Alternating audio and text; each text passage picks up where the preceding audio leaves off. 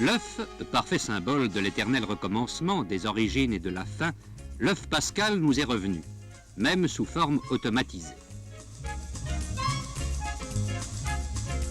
À Creusottem, capitale des œufs belges, on célèbre Pâques en lançant du clocher 500 œufs, parmi lesquels l'œuf d'or.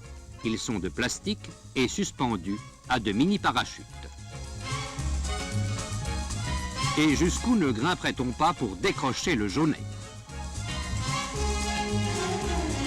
Et les chances seront plus grandes parmi la foule de happer l'œuf d'or tombé du ciel et qui vaut 500 francs. Dans le vieux quartier d'Amsterdam, nos amis du Nord ont fait preuve d'imagination. 10 sculpteurs ont saisi leur chance de modeler la pâte à brioche. Ils en ont fait des œuvres d'art avant de les passer au four, non du céramiste mais du boulanger. C'est bien plus croustillant et peu banal, ces sujets inspirés des temps pascaux. Ils ont été enlevés dans la joie populaire avant d'être croqués en famille.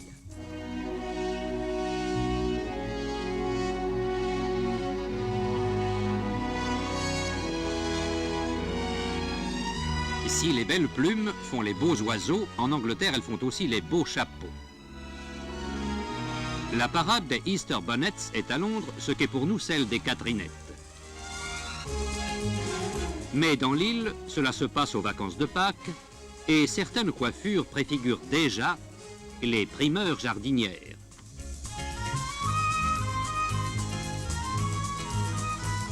À Barcelone, les lanières de palmiers du dimanche des rameaux ont été tressées avec art selon l'ancienne tradition.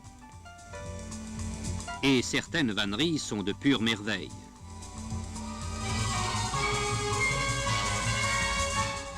Partout, ce fut l'exode citadin, la ruée des voitures, vers ce qu'on espérait malgré tout les premières belles journées de campagne printanière.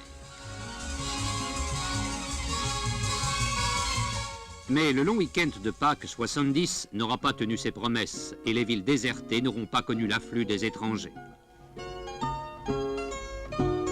Dans ce village de Bohême, les touristes auraient pu voir cette curieuse façon de traiter une carotte de sucre. On la fait tourner sur la flamme, puis on racle la couche extérieure pour en faire des festons de sucreries. C'est aussi tout un art traditionnel que ces croûtes en dentelle qu'on n'exécute qu'à Pâques.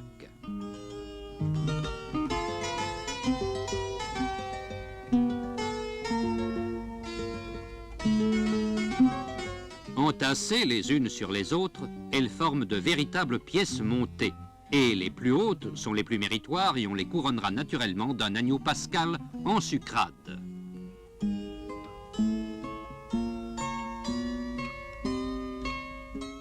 Une bizarre mécanique a sonné les cloches, avertit les ruraux de Slovaquie.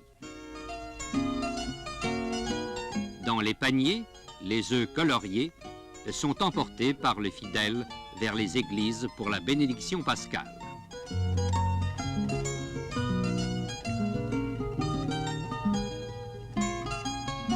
La bénédiction couvrira aussi des vivres symboliques et surtout les semences des futures germinations. Le rite se déroule encore selon la liturgie orientale dans cette partie la plus slave de la Tchécoslovaquie. Et les processions s'y déroulent encore aujourd'hui autour des petites églises, comme il en fut depuis des siècles.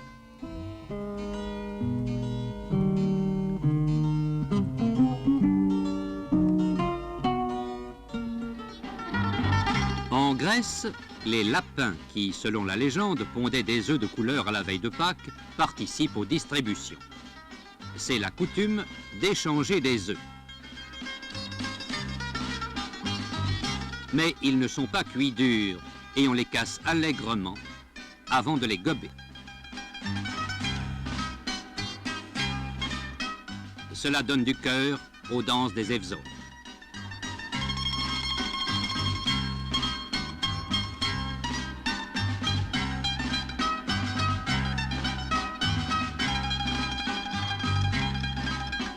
Après ces ébats et les agneaux rôtis à la broche, il y aura cette particularité orthodoxe de la vénération de l'épitaphios, qui représente le Saint-Suaire, mais là, c'est un voile brodé d'or.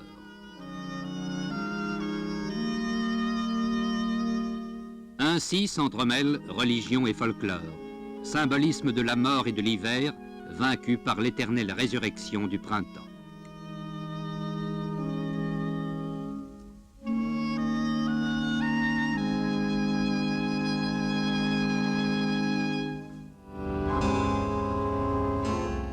Mais c'est en Espagne peut-être que ce contraste se marque le plus. Et quand les membres des sodalités portent en cortège leurs reliquaires monumentaux, comme ils le font depuis le XIIIe siècle, c'est à la fois la somptuosité du triomphe de la vie sur la mort et ce goût des cérémonies expiatoires appelant de prochaines renaissances. Procession à la fois fantomatique et réaliste qui nous replonge en pleine époque médiévale.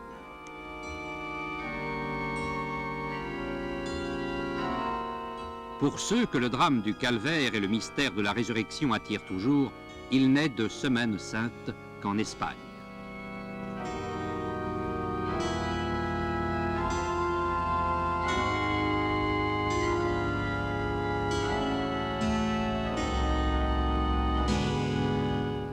Et sans doute les plus dramatiques images qu'ils en ont rapportées seront celles des croix vivantes de Valverde en Estramadour.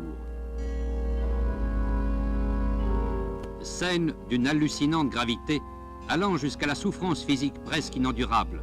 C'est depuis la reconquête sur les Arabes que l'évocation de la passion du Christ a pris ses formes propitiatoires.